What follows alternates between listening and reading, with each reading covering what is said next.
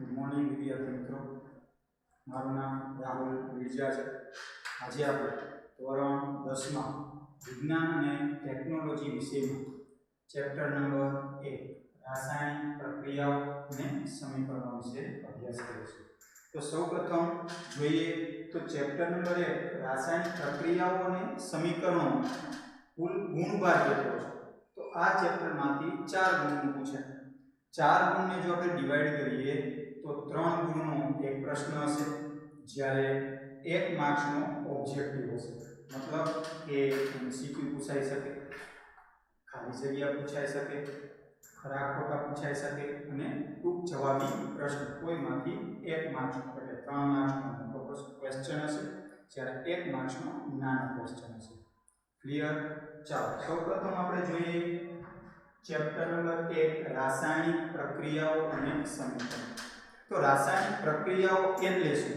સૌપ્રથમ આપણે તો એ જ શીખવું છે. રાસાયણિક પ્રક્રિયાઓ એટલે શું? રાસાયણિક પ્રક્રિયાઓ થઈ છે એમ ક્યારે કહી શકાય? રાસાયણિક પ્રક્રિયા કેને કહેવાય? તો સૌપ્રથમ આપણે જોઈએ રાસાયણિક પ્રક્રિયા થઈ છે એમ ક્યારે કહેવાય? જ્યારે કોઈ પણ પદાર્થમાં રાસાયણિક ફેરફાર થાય ત્યારે આપણે ચોક્કસપણે કહી શકીએ કે રાસાયણિક પ્રક્રિયા થઈ છે. ક્લિયર? ફરી એકવાર, જ્યારે કોઈ પણ પદાર્થમાં રાસાયણિક ફેરફાર થાય ત્યારે આપણે ચોક્કસપણે કહી શકીએ કે રાસાયણિક પ્રક્રિયા થઈ છે. તો ચાલો આપણે રાસાયણિક પ્રક્રિયાને વધુ આગળ જોઈએ. તો ખાસ કરીને આપણા દૈનિક રોજબરોજની જિંદગીમાં, દૈનિક જીવનમાં આપણી આસપાસ ઘણી બધી પ્રક્રિયાઓ થતી હોય છે. તો આ કેવી પ્રક્રિયા? એમાંની આપણે ઉદાહરણ જોઈએ તો રોજિંદા જીવનમાં જોવા મળતી રાસાયણિક પ્રક્રિયાઓ.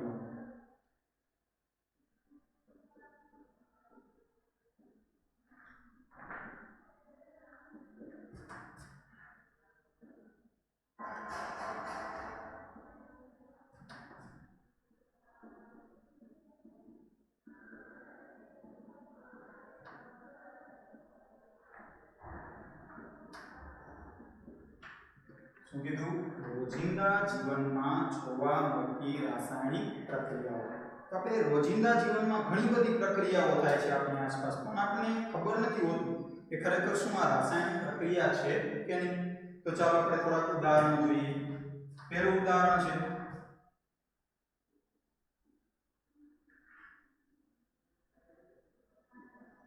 ઉનાળામાં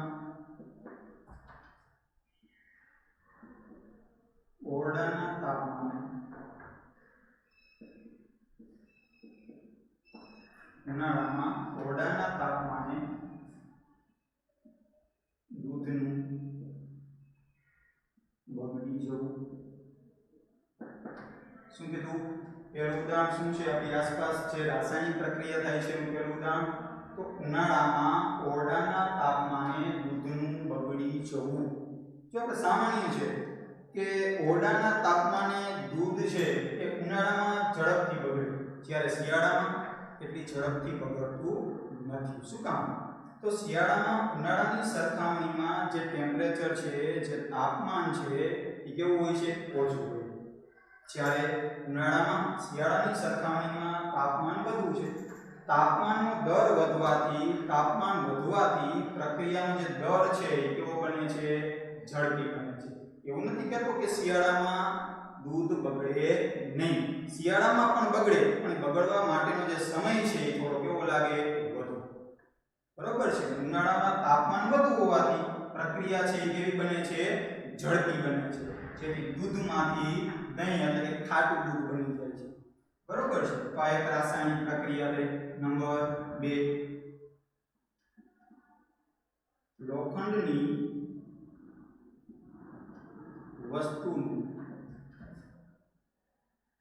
કટાઈ જવું.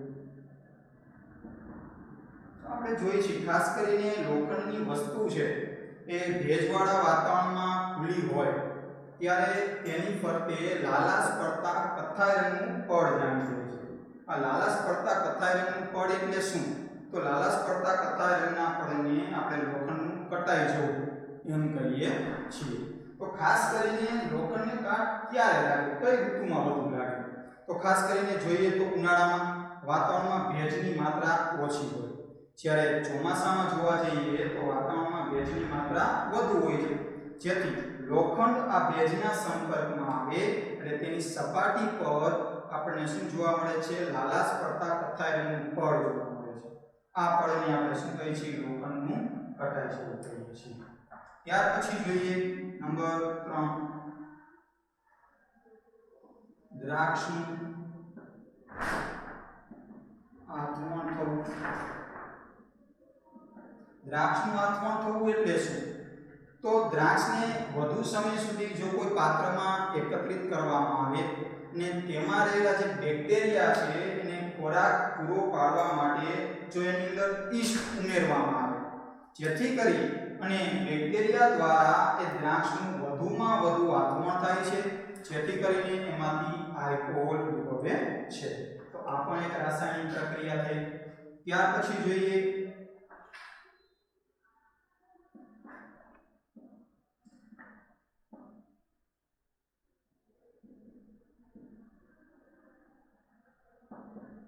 ખોરાકનું પાચન થવું. દરરોજ આપણે ખાઈએ છીએ, બરોબર છે, તો જે આપણે ખોરાક લઈએ છીએ એ જટિલ ઘટકો છે. આ જટિલ ઘટકોનું પાચન થશે એટલે સરળ ઘટકોમાં રૂપાંતર થશે. આ એક રાસાયણિક પ્રક્રિયાનું ઉદાહરણ છે. ત્યાર પછી જોઈએ તો શ્વસન ક્રિયા. આ શ્વસન ક્રિયા પણ એક રાસાયણિક પ્રક્રિયા જ છે. કઈ રીતે કહી શકાય કે શ્વસન ક્રિયા રાસાયણિક પ્રક્રિયા છે? તો જ્યારે આપણે શ્વસન ક્રિયા કરીએ છીએ ત્યારે શ્વસન દરમિયાન વાતાવરણમાં ઓક્સિજન વાયુ મેળવીએ છીએ અને વાતાવરણમાં કયો વાયુ મુક્ત કરીએ છીએ? કાર્બન ડાયોક્સાઇડ વાયુ છે એ આપણે મુક્ત કરીએ છીએ. ક્લિયર? ચાલો, ત્યાર પછી આવી વાત કરીએ તો હજી એક પ્રકાશ સંશ્લેષણની ક્રિયા.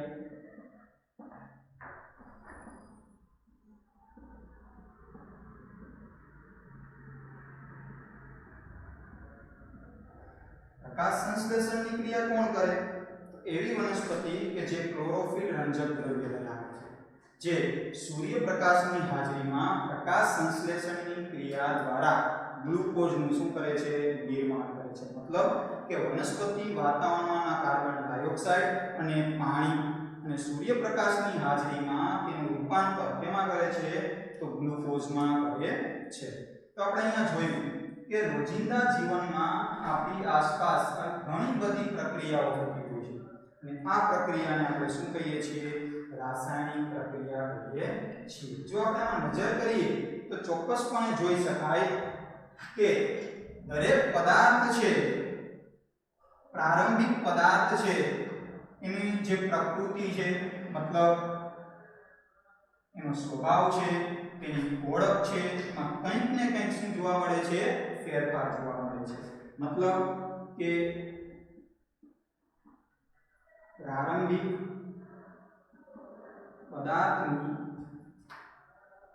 પ્રકૃતિ મતલબ તેનો સ્વભાવ અને તેની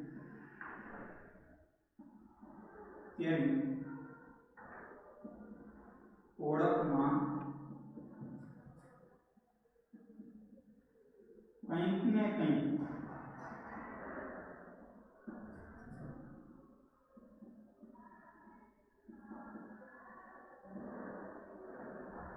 શું કીધું કે પ્રારંભિક પદાર્થની પ્રકૃતિ મતલબ તેનો સ્વભાવ અને તેની ઓળખમાં કંઈક ને કંઈક ફેરફાર થાય ત્યારે આપણે ચોક્કસપણે કહી શકાય કે રાસાયણિક પ્રક્રિયા થઈ છે. જો શું છે? શરૂઆતમાં તો દૂધમાંથી શું બને છે? દહીં. મતલબ પેલા દૂધ હતું તો એનું પ્રકૃતિ મતલબ એનો સ્વભાવ અને ઓળખ પ્રક્રિયાને અંતે શું થાય છે? બદલાઈ જાય છે. કંઈક ને કંઈક ફેરફાર થાય છે, મતલબ કે આ રાસાયણિક પ્રક્રિયા છે. લોખંડ છે, એનો પ્રકૃતિ અને સ્વભાવ પ્રારંભમાં જે છે એ પ્રક્રિયા પછી એનો સ્વભાવ અને ઓળખ છે એ બદલાઈ ગઈ છે. તે જ રીતે કન્ટિન્યુઅસ આપણે બધી જ પ્રક્રિયા જોઈએ તો પ્રારંભમાં જે કોઈ પદાર્થ છે એની જે સ્વભાવ છે, એની જે કાંઈ ઓળખ છે માં કંઈક ને કંઈક આપણે શું જોવા મળે છે? ફેરફાર જોવા મળે છે. જો કંઈક ને કંઈક ફેરફાર થાય તો આપણે ચોક્કસપણે કહી શકીએ કે રાસાયણિક પ્રક્રિયા થઈ છે.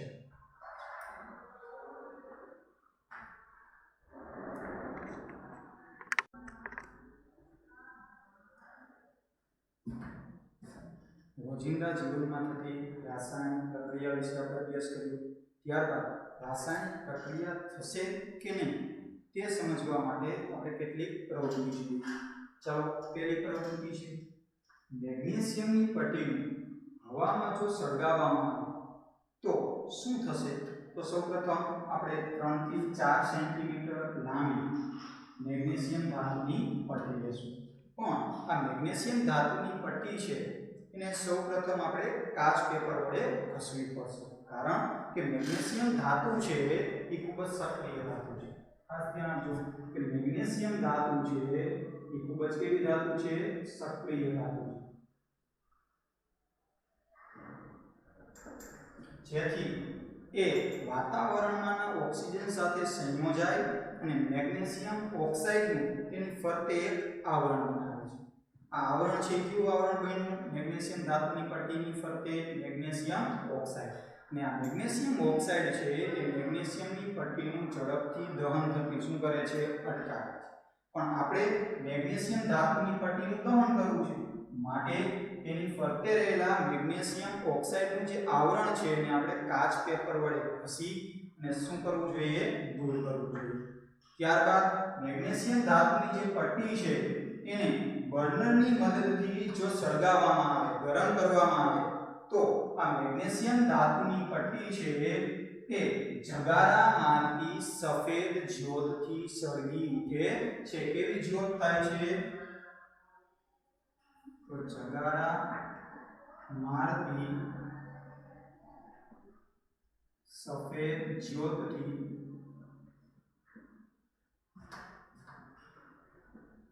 સળગી ઉઠે છે. આંખ અંજાઈ જાય એવા જગારામાંથી સફેદ જ્યોતથી મેગ્નેશિયમ ધાતુની પટ્ટી છે એ સળગી ઉઠે છે. કેવી? તો આપણે ઘણીવાર જોયું હોય તો વેલ્ડિંગ વાળાની દુકાનથી પસાર થતા હોય ત્યારે વેલ્ડિંગ જો થતું હોય એમાં જે જગારામાં સફેદ જ્યોતથી જે વેલ્ડિંગ કરવામાં આવે છે, આપણી આંખ અંજાઈ જાય તેવું જ આ મેગ્નેશિયમ ધાતુની જો પટ્ટીને સળગાવવામાં આવે તો જગારામાંથી સફેદ જ્યોતથી સળગી ઉઠે છે અને એમાં રાખમાં રૂપાંતર પામે છે. તો જે આપણે રાખ મતલબ કે જે પાવડર મળે છે એ પાવડરને જો આપણે વોચ ગ્લાસમાં લઈએ અને વોચ ગ્લાસની અંદર રહેલો આ પાવડર છે એ મેગ્નેશિયમ ઓક્સાઇડ છે અને મેગ્નેશિયમ ઓક્સાઇડનો જે આપણે પાવડર મળે છે આ પાવડર સફેદ રંગનો પાવડર છે. મતલબ કે મેગ્નેશિયમ ધાતુનું જો દહન કરવામાં આવે હવાની હાજરીમાં તો એનું રૂપાંતર કેમાં થાય છે? તો મેગ્નેશિયમ ઓક્સાઇડમાં થાય છે. મતલબ કે મેગ્નેશિયમ વાતાવરણમાંના ઓક્સિજન સાથે સંયોજાય અને મેગ્નેશિયમ ઓક્સાઇડ બનાવે છે. તો સૌપ્રથમ આપણે જોઈએ કે આ પ્રક્રિયા કેવી રીતે થઈ. તો સૌપ્રથમ મેગ્નેશિયમ ધાતુ છે Mg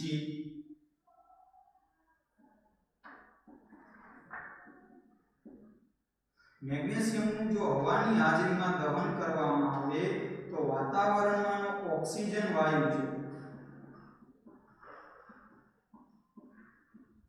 તેની સાથે શું થાય છે? તો સંયોજાય છે. મતલબ કે પ્રક્રિયા કરે છે, જોડાય છે અને શું મળે છે? તો પ્રક્રિયાને અંતે મેગ્નેશિયમ ઓક્સાઇડ મળે છે.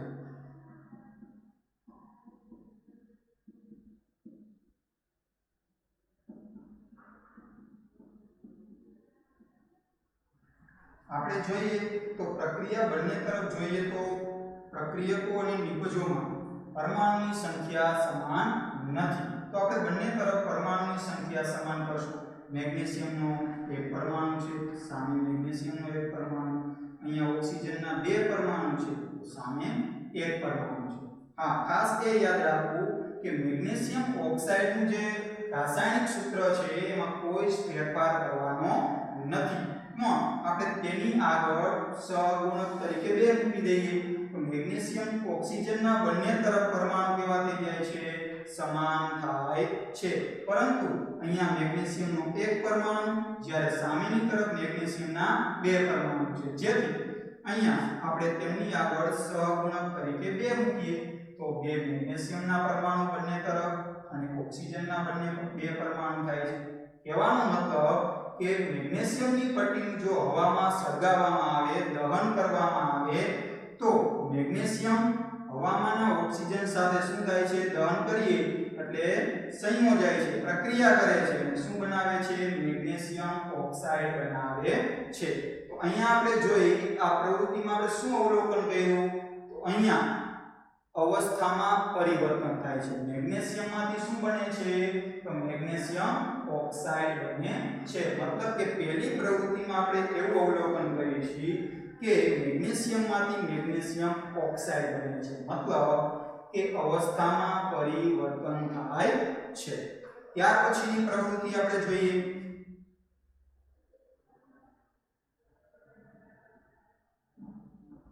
લેડ નાઇટ્રેટ અને પોટેશિયમ આયોડાઇડ. લેડ નાઇટ્રેટ અને પોટેશિયમ આયોડાઇડ વચ્ચે થતી પ્રક્રિયા. તો સૌપ્રથમ પહેલી એક ટેસ્ટ ટ્યુબની અંદર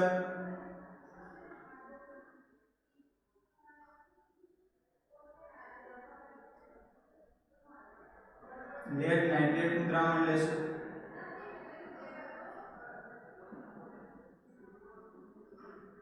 એક ટેસ્ટ ટ્યુબની અંદર લેડ નાઇટ્રેટનું દ્રાવણ લેશું અને બીજી ટેસ્ટ ટ્યુબની અંદર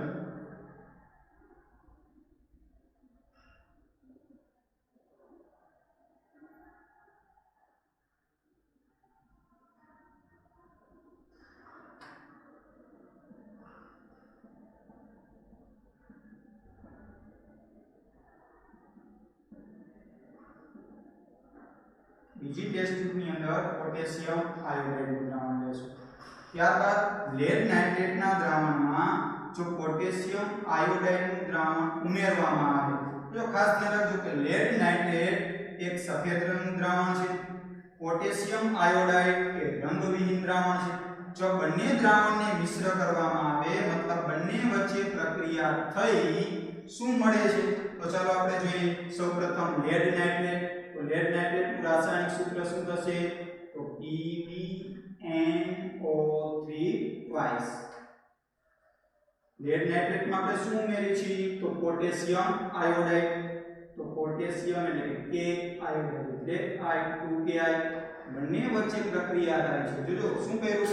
લેડ નાઇટ્રેટના દ્રાવણમાં પોટેશિયમ આયોડાઇડનું દ્રાવણ ઉમેરી છે. મતલબ કે બંને વચ્ચે પ્રક્રિયા થઈ શું મળે છે? તો લેડ સાથે આયોડાઇડ જોડાઈ જાય છે. તો શું બનશે? તો PbI2. આને શું કહેશું? Lead iodide.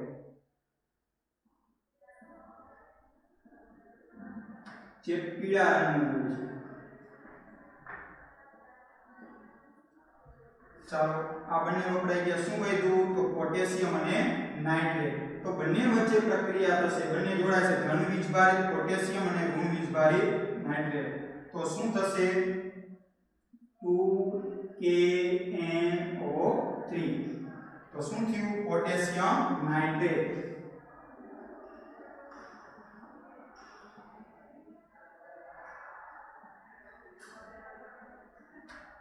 મતલબ કે પ્રારંભમાં લેડ નાઇટ્રેટ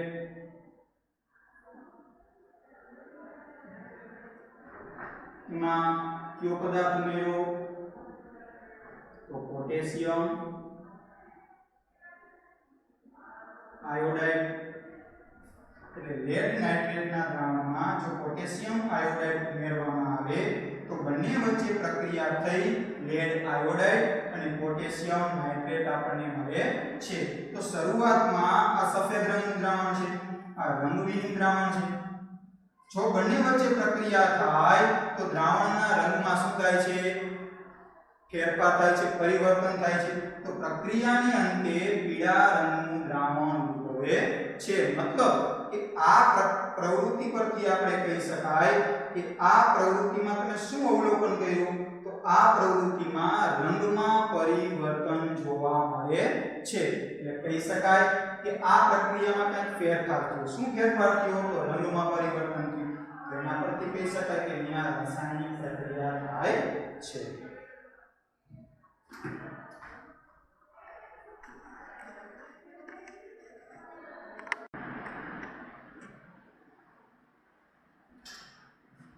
चलो प्रवृत्ति नंबर 3 જોઈએ.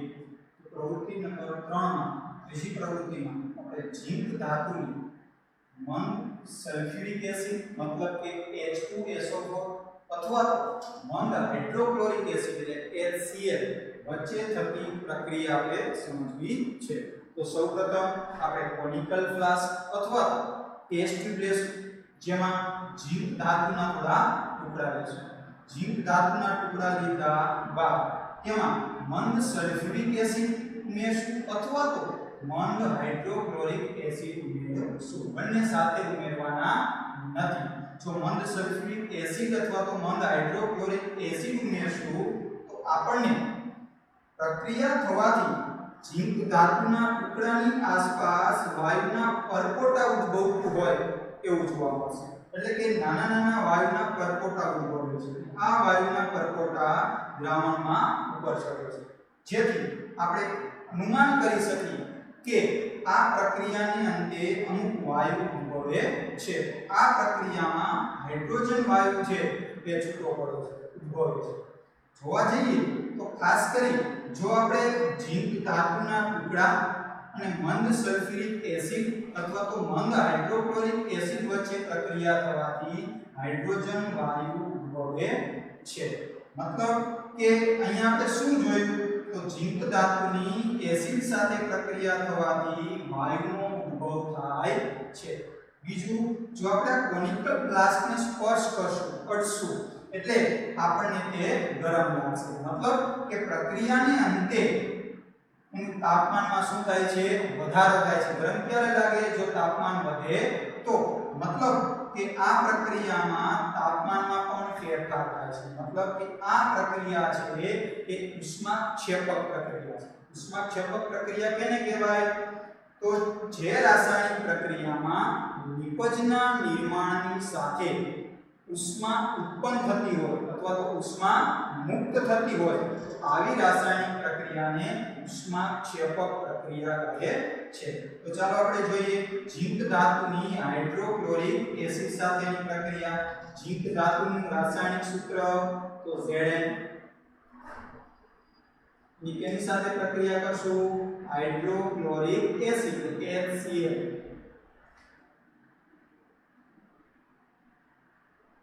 હાઇડ્રોક્લોરિક એસિડ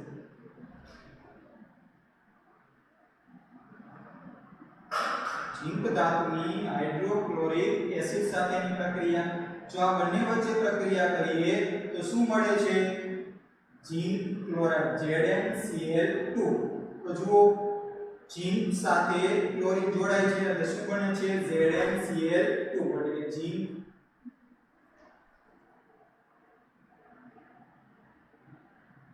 ક્લોરાઇડ અને વધુ શું? તો H એટલે કે હાઇડ્રોજન વાયુ છે એ મુક્ત થાય છે. મતલબ જો બંને તરફ જોઈએ તો પ્રક્રિયા છે એ સંતુલિત નથી. બંને તરફ તત્વોના પરમાણુની સંખ્યા સમાન નથી. તો સમાન કરવા માટે આપણે શું કરશું?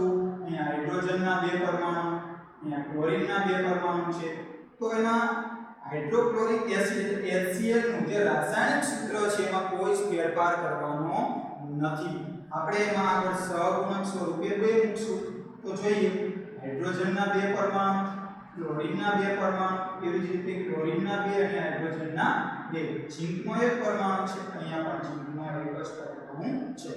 તો અહીંયા આપણે જોયું કે ઝીંક ધાતુની જો મંદ હાઇડ્રોક્લોરિક એસિડ સાથે પ્રક્રિયા કરવામાં આવે તો ઝીંક ક્લોરાઇડ મળે છે અને હાઇડ્રોજન વાયુ છે એ ઉદ્ભવે છે. એ જ રીતે ઝીંક ધાતુની એટલે કે Zn જો આપણે સલ્ફ્યુરિક એસિડ એટલે H2SO4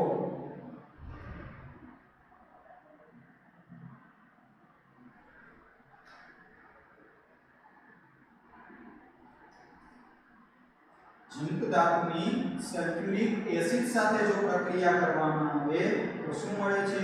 તો ZnSO4 H2 મતલબ Zn એની સાથે કોણ જોડાણું? SO4 એટલે શું મળ્યું? ઝીંક સલ્ફેટ.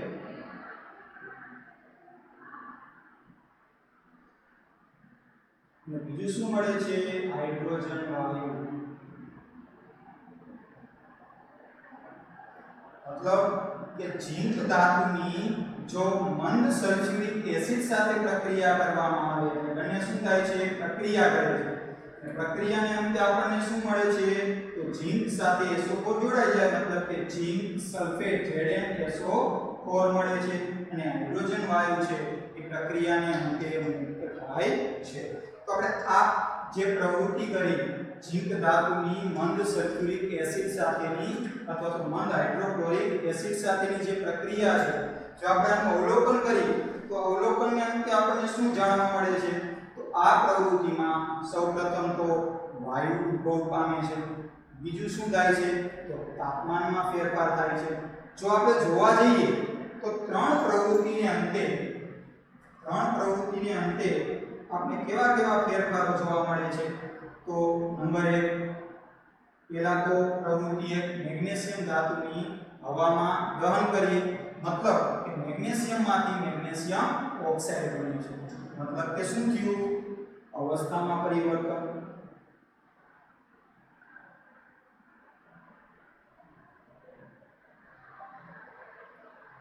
નંબર 2 બીજી પ્રવૃત્તિ આપણે જોઈ કે લેડ નાઇટ્રેટની પોટેશિયમ આયોડાઇડ સાથેની પ્રક્રિયા. આ પ્રક્રિયામાં શરૂઆતમાં દ્રાવણનો રંગ સફેદ હોય છે. જ્યારે લેડ નાઇટ્રેટમાં પોટેશિયમ આયોડાઇડ ઉમેરવામાં આવે એટલે દ્રાવણના રંગ કેવો બને છે? પીળો રંગ બને છે. મતલબ કે પ્રવૃત્તિમાં શું અવલોકન કર્યું? તો રંગમાં પરિવર્તન થાય છે.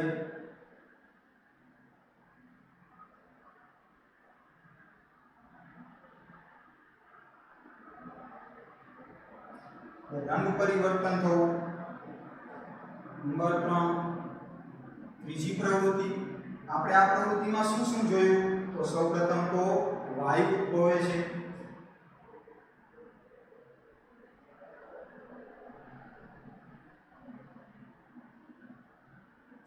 અને તાપમાનમાં શું થાય છે? ફેરફાર થાય છે.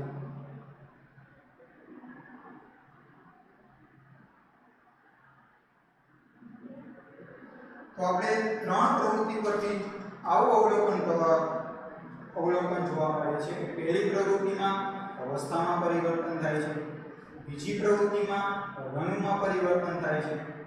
ત્રીજી પ્રવૃત્તિમાં જોયું તો વાયુ ઉદ્ભવે છે. સાથે સાથે તાપમાનમાં પણ શું થાય છે? ફેરફાર થાય છે. જો કોઈ પણ પ્રક્રિયામાં અવસ્થામાં ફેરફાર થાય, પરિવર્તન થાય, રંગમાં પરિવર્તન થાય, વાયુ ઉદ્ભવે અથવા તો તાપમાનમાં ફેરફાર થાય, જો આવા ફેરફારો જોવા મળે તો આપણે ચોક્કસપણે કહી શકાય કે તે રાસાયણિક પ્રક્રિયા થાય છે. તો રાસાયણિક પ્રક્રિયા થાય છે ક્યારે કહી શકાય? જો તેમાં અવસ્થામાં પરિવર્તન થાય, રંગમાં પરિવર્તન થાય, વાયુ ઉદ્ભવે અથવા તો જો તાપમાનમાં ફેરફાર થાય, જો આવા ફેરફારો જોવા મળે કોઈ પ્રક્રિયામાં તો આવી પ્રક્રિયાને રાસાયણિક પ્રક્રિયા કહે છે.